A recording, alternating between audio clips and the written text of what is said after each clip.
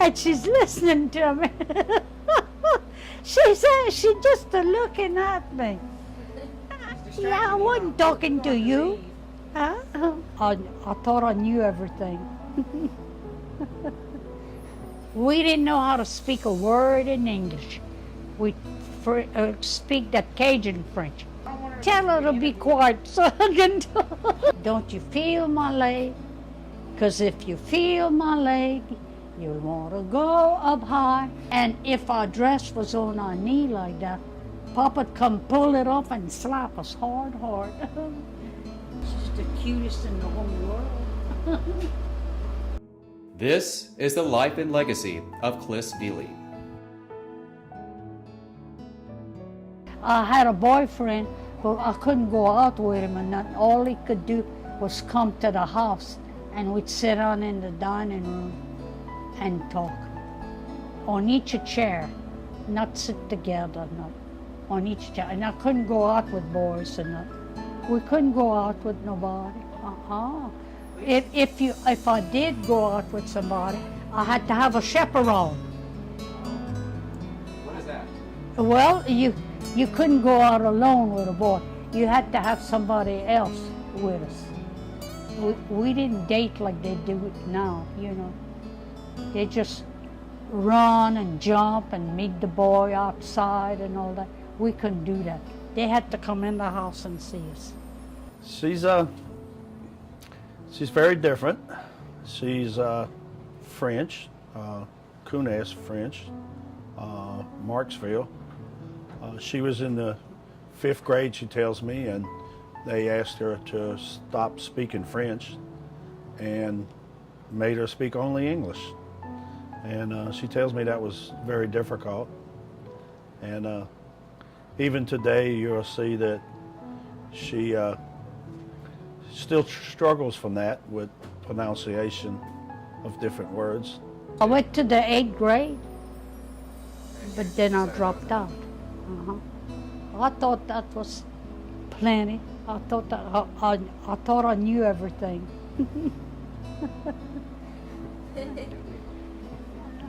And when I was in the schoolroom, one day I had to go to the bathroom, and I didn't know how to ask. So I just got up and ran to the door, and I was going to go down the basement and go to the bathroom. And she come and she pulled me by my ear all the way back to my desk. And then I just, yeah, that's what they did to Grandma. Yes, that's what they did. And she pulled me all the way back to my desk by my ear. And then I let that desk have it. Went all over my britches.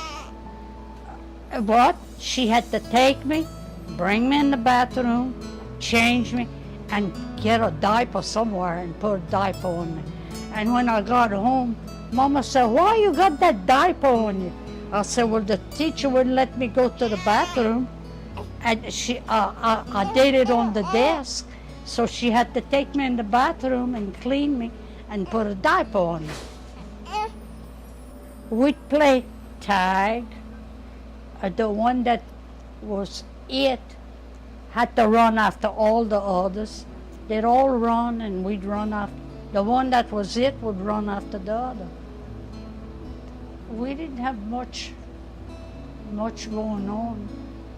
You had to kind of create games. Yeah.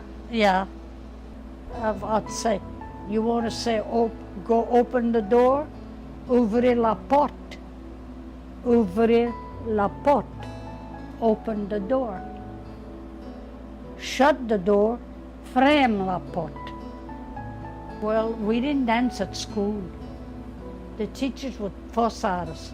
She'd say, "I don't want to hear anybody speak French on the school ground." And I didn't know how to speak English, so couldn't speak at all. What about for like the big prom, that dance? Oh, we didn't have that. Yeah. We didn't have that. When did you first learn English? How old were you? Oh, when I was in the higher grades, but the 4th, 5th grade, otherwise I was speaking French. And she didn't want us to speak French, so I couldn't speak at all. My boyfriend would come and date me. We'd sit in the dining room on each rocking chair. We didn't sit together. Wait. She's talking to me too. Oh, well, I don't want her to... Tell her to be quiet so I can talk. Plug it. This is Grandma's talk. My daddy, he had a phonograph or graphophone. We used to call that a graphophone, a thing that plays the records. And he'd play it and he'd tell us to dance. It was the Charleston at that days. Charleston played that.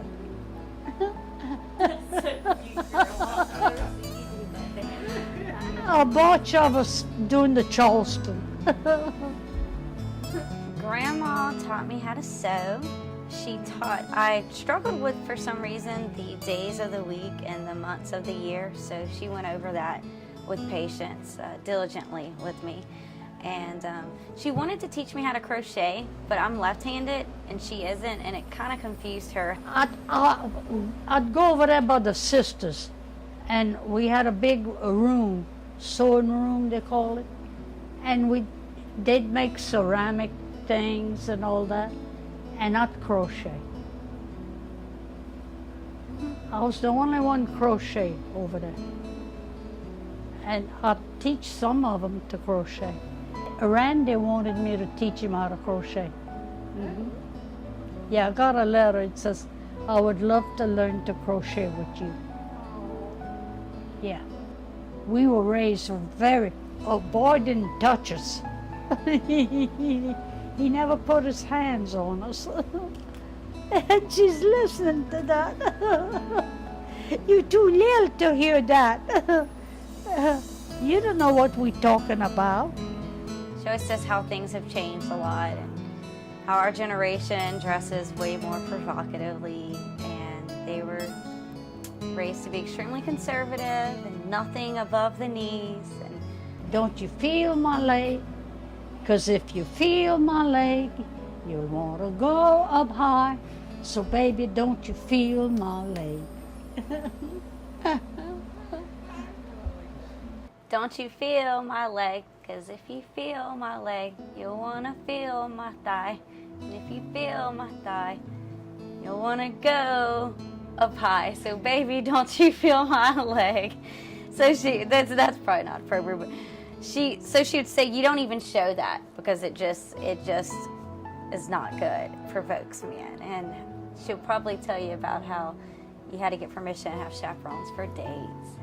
My friends still remember, and I don't seem to remember as much of it, but they still remember their favorite thing was coming over and eating chicken spaghetti. And if they come over with dirty feet, she would actually pick up the broom and run them out the house.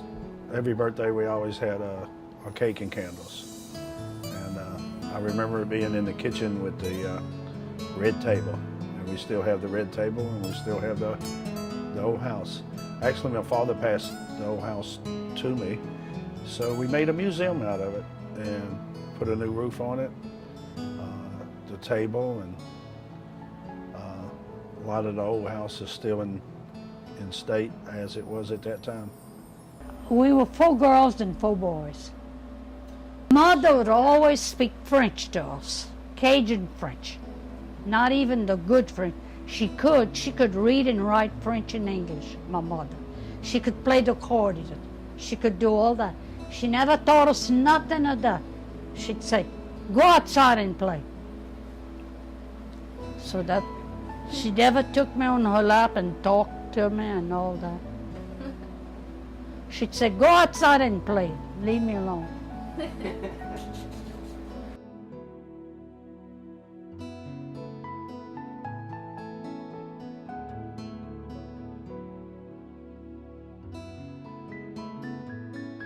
Oh, she's always taught me that you do not waste. That's something that I can't stand to do to this day. She would fill my cup up halfway with tea or milk and say, drink that and you'll get some more. And it wasn't that she was stingy or selfish. She would give you every last piece of food or drop of milk that she had, but you weren't going to waste it. She didn't care if she had to refill your cup 6 times. You weren't going to waste it. When I would come over and I wanted something to drink, you would fill up my cup, but only halfway, and you didn't want me to waste my drink, so you would tell me, drink that and you'll get some more. Yeah, Do you remember that? yeah. We didn't waste. We couldn't waste. Why not? Oh, life was so different, hon. We had to light the stove. We had to get some candles, get some wood, put there to light the fire in the morning. We had a stove and the thing. We'd light the chimney first. And sometimes we'd toast our bread. We'd put a fork on the piece of bread and we'd put it by the fireplace and toast our bread like that. That was our toaster. Lots of times, like, she loves to tell her poems, and even today she still remembers them very well. And it's amazing how she remembers the different poems. She has one about frogs, and it's still amazing. She still knows the language very well, the Kunas French. And she used to love gatherings a lot, and telling stories. 20 frogs went to school down beside the wee wee pool. 20 little coats of green, 20 vests all white and clean. We must be in time, said they. First we study, then we play. This is how we keep the rules when we frogses go to school. Master Bullfrog's big and strong. Master Bullfrog, wait, taught the children, taught the children, taught his pupil how to say ka-choo. Told them how to dodge a blow from the sticks that bad boys throw, and polished in a high degree, as each little froggy ought to be. Now they sit on other logs, teaching other little frogs.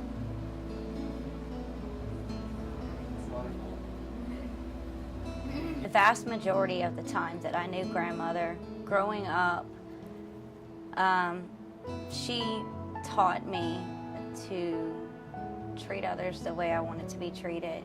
She always said, if someone hurts you, don't try to get revenge, to kill them with kindness. So that's your way of revenge. You know, you just love them and overwhelm them with kindness. So that's what I recall most from my childhood, is just her loving and wanting to talk and spend that time with you and give you that one-on-one attention.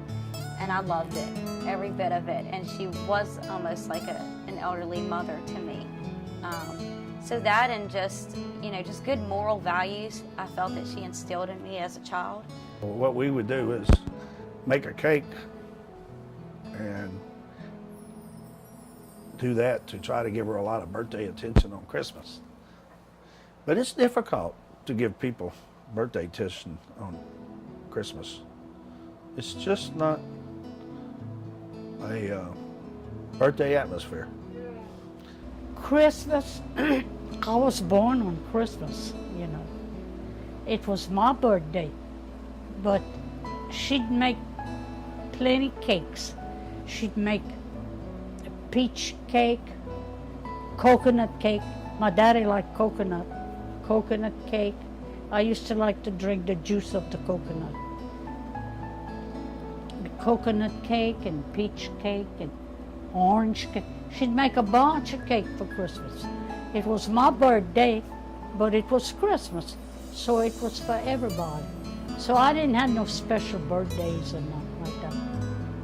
It was Christmas. It was everybody's Christmas. sometimes Mama would go see her mother, which was my grandmother, in a buggy. She'd call the horse, give him a little something to eat, and put the saddle on him, the bridle, and we'd go see Grandma in a buggy. We'd went to church on Saturday evening. My cousin would drive the school bus, and he'd pass and pick everybody on Saturday evening, and he'd bring us to the church, and he'd bring us back. And that's how we'd go to church.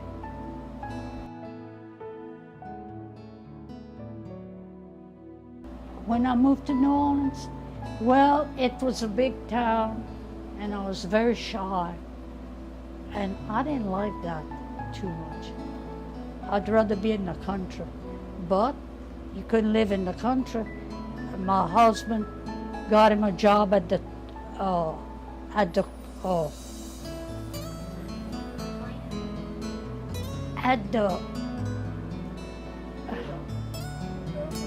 what you call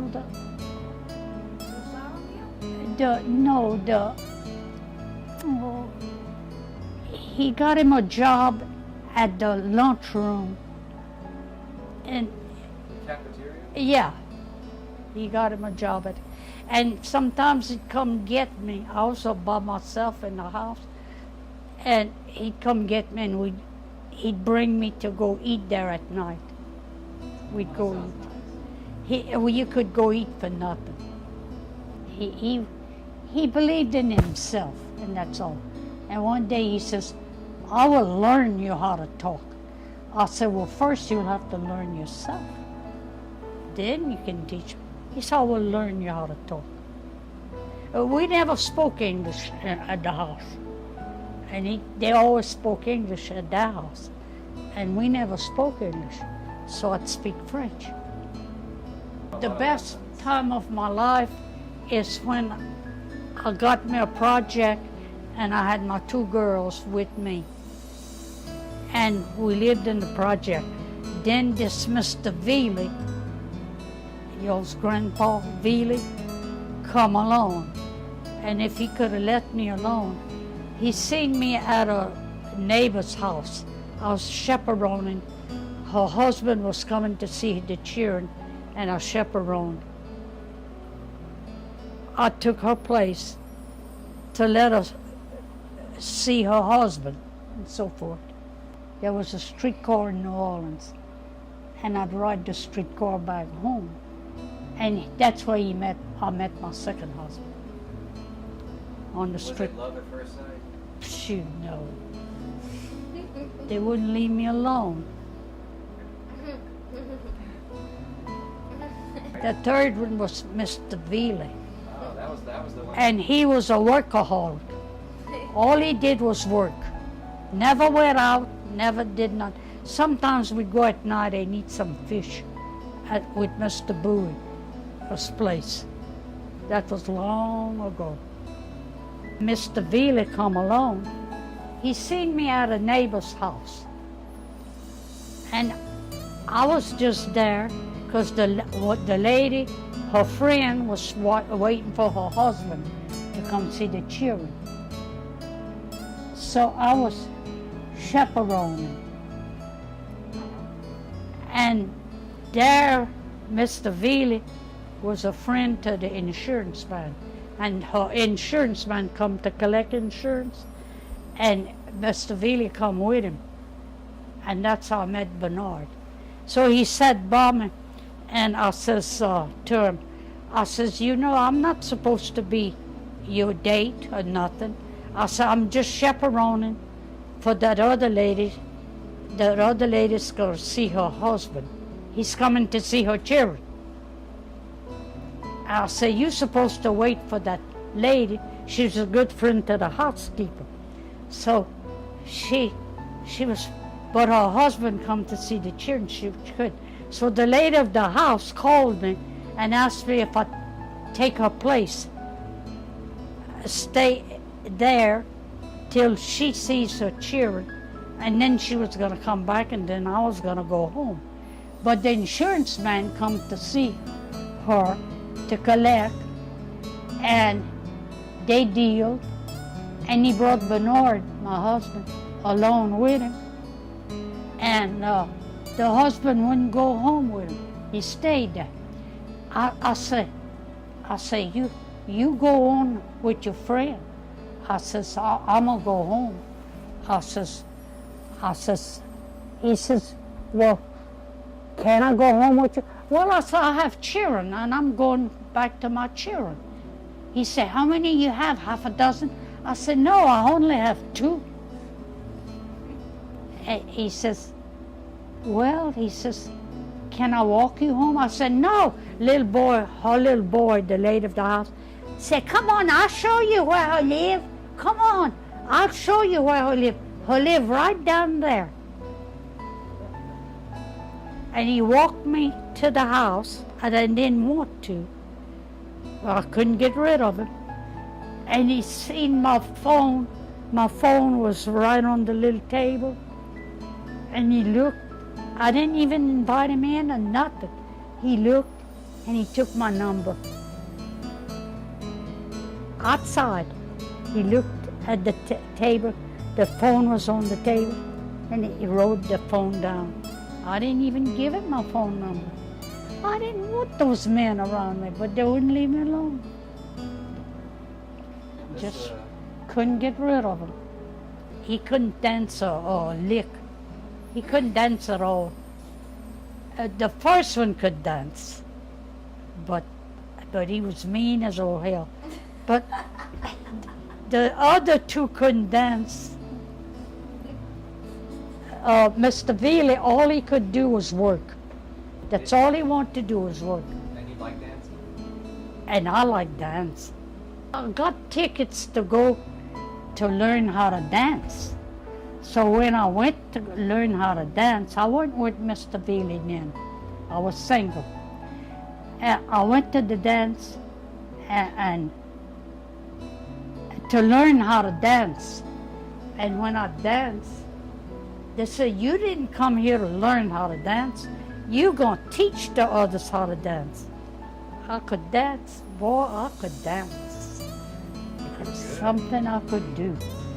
I could dance. And I teach the others how to dance. And I had tickets to learn how to dance, but I taught the others how to dance. Daddy says if they got married, they couldn't come to their house. He had to take me to New Orleans, where all my brothers and sisters were, and go maybe rent a room with them and stay with them. And we got married over there. He was a Baptist. I didn't marry a Catholic man.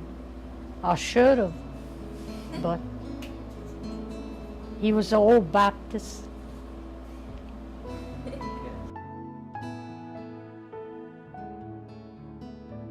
I'd go with my older brother or sister, and sometimes Mama would go see her mother, which was my grandmother, in a buggy. She'd call the horse, give him a little something to eat, and put the saddle on him, the bridle, and we'd go see Grandma in a buggy. Buggy, they weren't have cars. This is before all that, right? We'd go in a buggy. That was our transportation. Did you enjoy it?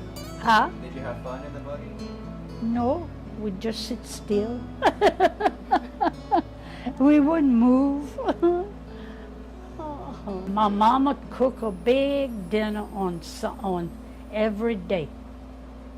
And the ones that went to school, we were still at school, when we'd come back, she had some of that dinner and sweet potatoes in the oven.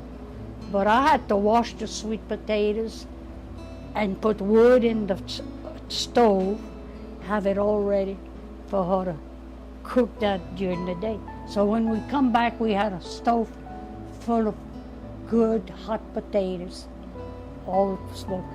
And then Papa had cracklings. We'd kill a hog and make cracklings. So we'd eat cracklings and sweet potatoes. And Yeah. then later we'd eat some cornbread and milk. And we didn't like that warm milk Mama just built, so we put coffee in it. We call that coffee. You never heard of that? Coffee. So that's what we had. Coffee with our cornbread. We'd mash our cornbread in it. And we'd eat that with cracklings. It was good.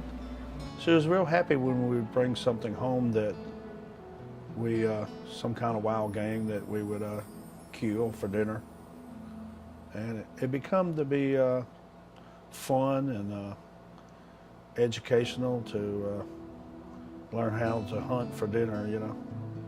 So we went out and got a raccoon and brought it in and we cooked it. But when we pulled it out, we were scared to eat it. It was brown meat, and it would remind you of a puppy, a dog. I mean, it just looks that way. And we couldn't eat it. We just didn't like the looks of it. I mean, I can't see the difference in a coon or a rabbit. I mean, we eat rabbits and squirrels. Why did you discriminate on a raccoon, you know?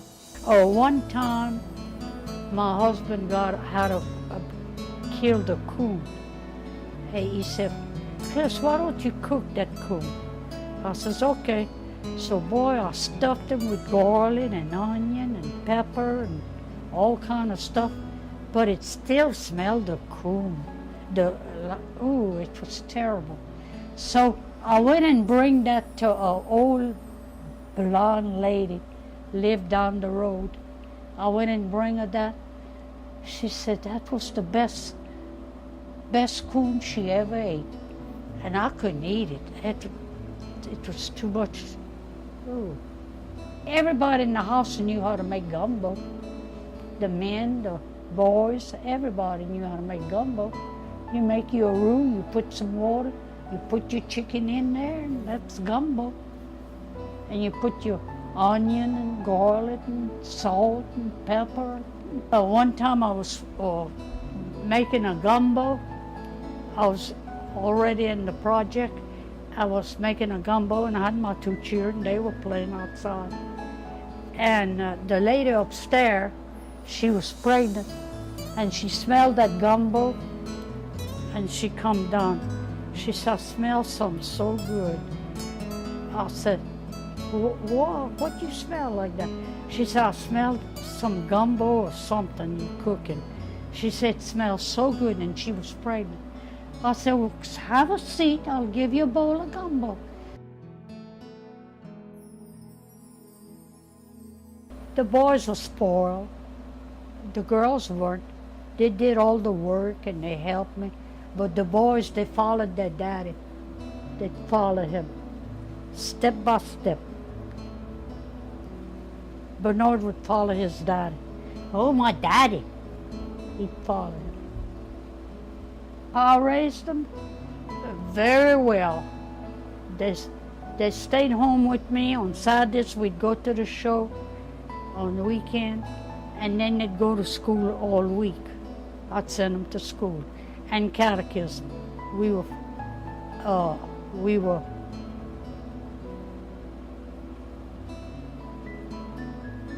were Catholics, so I sent them to school. And then they went to church on Saturdays. I love my little grandchildren. Like all of y'all.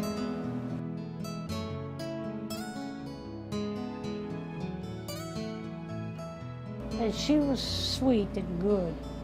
I had a little bonnet. I put it on her head.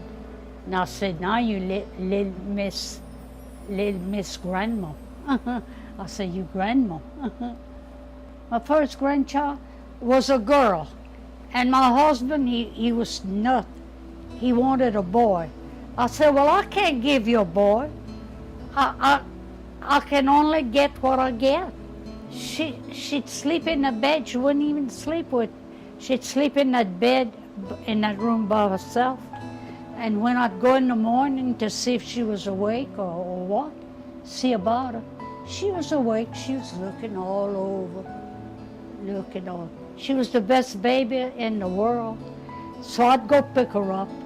I'd go kiss her and pick her up and bring her. And I'd sit her on the rocker. We had a rocker sitting there like that. And Papa would come by the rocker. I'd say, no, no, Papa. Baby's for Mama. No, no, Papa. She'd take her little hand. She wouldn't talk if she was a baby. She'd take her little hand, knock on the rocker, as if to say, no, no, Papa, you can't have me. I'm for Grandma. I brought him to church, and I made him go to school. They go to school and went to church. On Saturday evening, we'd go out, see a show, me and my two girls, and we'd go see a show. They were good little girls, very obedient. What about the boys? Boys were spoiled rotten. I thought the boys were very hard. Grandpa Vielee spoiled them rotten. I had a whole can, a whole box of, what you call those things the Indians make? Arrowhead. Yeah, a whole box of them. A man come out there. I had went to the store. While I went to the store, a man come and he says, son, I hear you'll have a field and they got arrowhead. Oh yeah, he says, we have plenty arrowheads in that field. He said, you mind if I go look? Oh, he said, you can go look. So the man come back to him and he says, son, I didn't find one arrowhead. Oh, that's all right. My mama's got a big box of them. He gave my whole box of arrowhead to that man. That Louis. Oh, I heard that story. If that would have been the girls, Bernard would have whipped them or punished them severely. But being it was Lou, he never told him one word. Those were your arrowheads. And they were my arrowhead that I had found.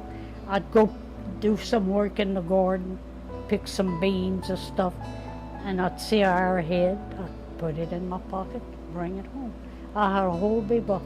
He gave that whole box of arrowhead to that man.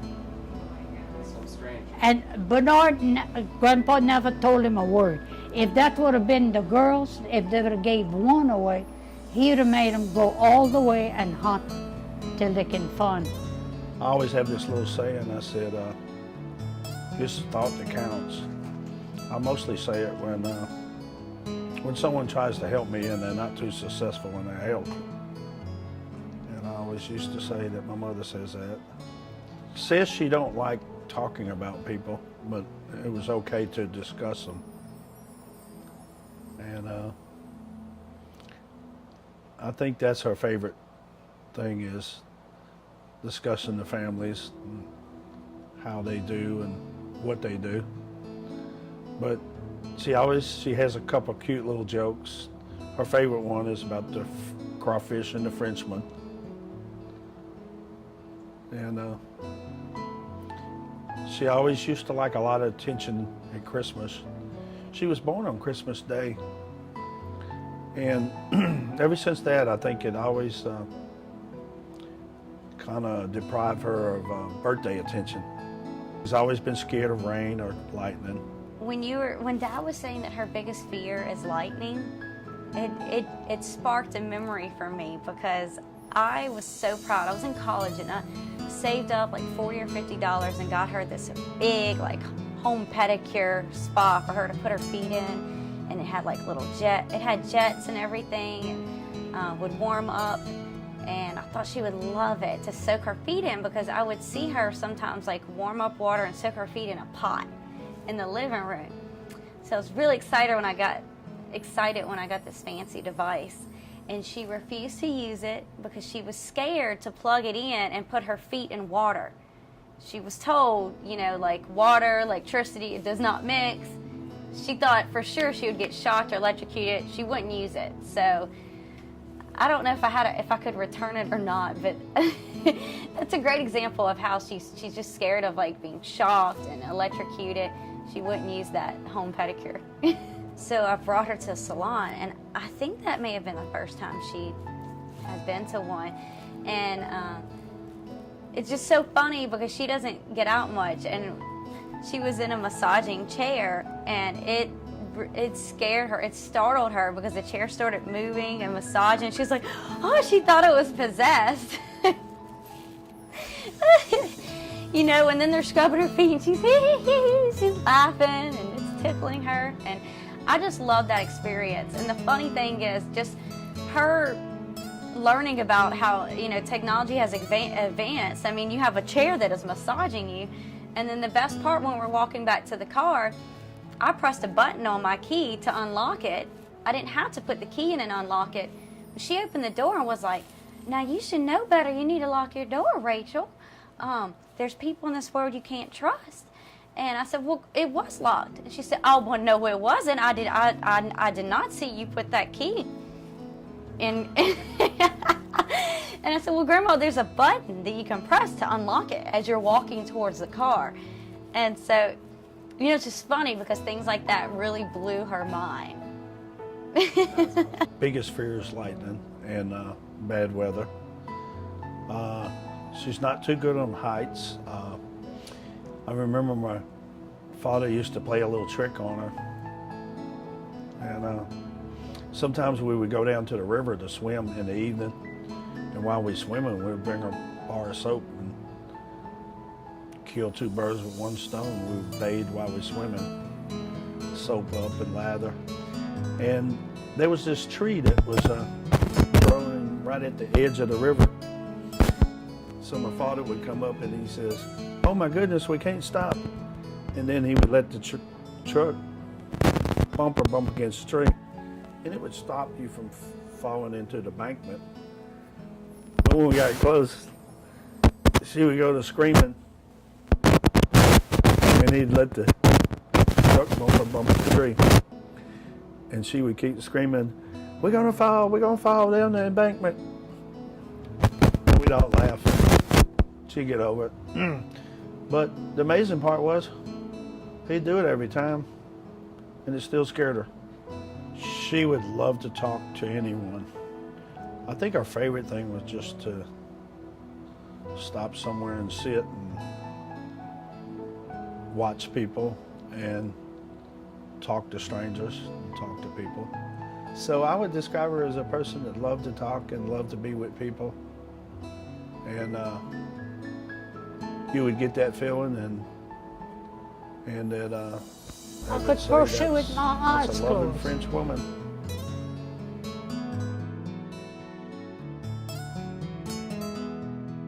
Or they teach us to Mama to make us behave.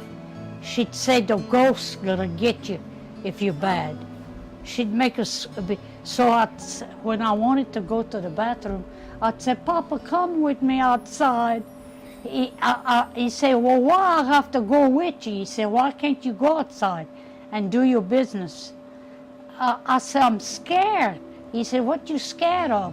I said, I'm scared of the ghost. And Mama told us if we were bad, the ghost was gonna get us. He said, them ghosts are dead. He said, they'll never hurt you. He said, don't never be scared of a ghost. He'd tell me that. Mama tell us the ghosts, we'd see the ghosts to make us behave. It would better she respect us. When there was bad weather, we'd come inside and close the door, put the window shade down. Do you still do that whenever there's a bad storm? Sometimes I do that when I'm by myself. Oh, we didn't have a refrigerator. Papa'd go get, he'd go in a wagon to town and get a piece of ice and put in the ice box. We didn't have no refrigerator. One giant block of ice. And Mama put her milk in a little safe that had screen, and she'd take that cream off of the milk before we'd get it. And she'd put it in a jar, and she'd make me knock it like that till it turned to butter. It would turn to butter. And that water that comes off of that was kind of good. Sometimes I drank some of it. It was good. Then she put the rest in the slop. And I had a little cat, and Mama didn't want to feed that cat. She said, if you feed him, they won't catch mouse. So when she turned her back, the little cat would come by me. I'd put my plate, my little bowl of milk and cornbread I was eating. I'd put it down on the floor and let the little cat eat. And when she was coming back, I'd pick it up quick and do like I was eating. But I'd let the little cat eat in my bowl. And I never got sick. Now they'd say, you'd get germs, you'd get sick. And I never got sick, never got sick. My girls, their boyfriends would pass, and the girls would go meet their boyfriend. I never could do that. I had to wait till the boy come home, come in, and sit on a chair in the dining room. I couldn't go out there and meet boys. We'd catch water of the rain. It was better water. Water at the well, it didn't wash the clothes too good. But the rainwater was good. So we'd catch water in a big drum to wash the clothes. I'd wash clothes for me, my daddy, my brother, my mama, and sister. I'd wash for 5 people. I was only 14 years old. We had an outhouse outside, yeah. We didn't have no house. We'd eat inside and do our business outside. But now people eat outside and they do their business inside. You know that? You ever thought of that? That's the way it was. Once a week on Saturday night. We didn't bathe every day. We bathed once a week. It's the way everybody did. Everybody did that. We didn't have no running water or nothing like that. And we'd put that tub of water in the sun to heat it. And at night we'd take our clothes off and get in that tub and wash ourselves good.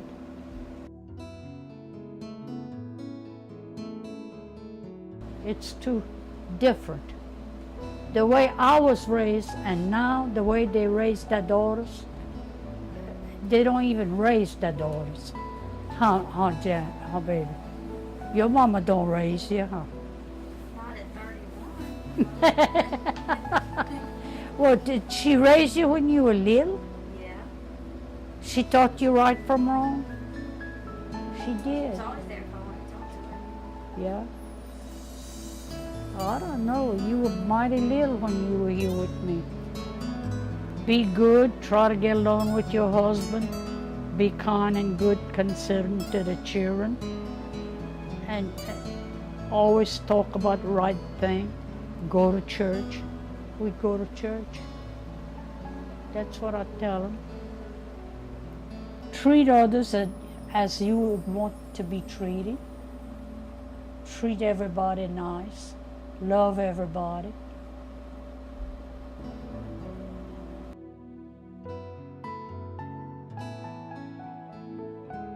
And she's listening to me. She's just looking at me. Yeah, I wasn't talking to you.